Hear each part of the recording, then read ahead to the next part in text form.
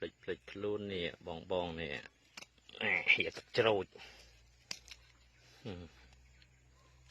ទឹកច្រូច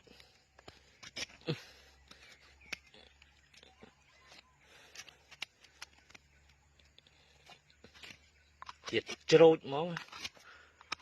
ចុយម៉ែភ្លេចមើលមួយថ្ងៃเราមកជាបាវាបន្តិចសិន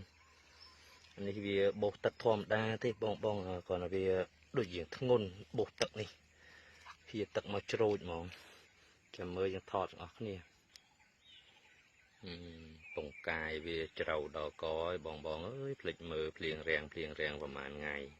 ចាំមើលយើងកាយបន្តទៀតនេះបងប្អូនឥឡូវយើងកោសវាហើយណាយើងកោសវាហើយឥឡូវយើងចាប់ផ្ដើមមកលាបថ្នាំលាយ Biocon ហើយនឹង WM ពណ៌ខៀវនេះឥឡូវយើងលាបហើយយើងលាបពីមុខ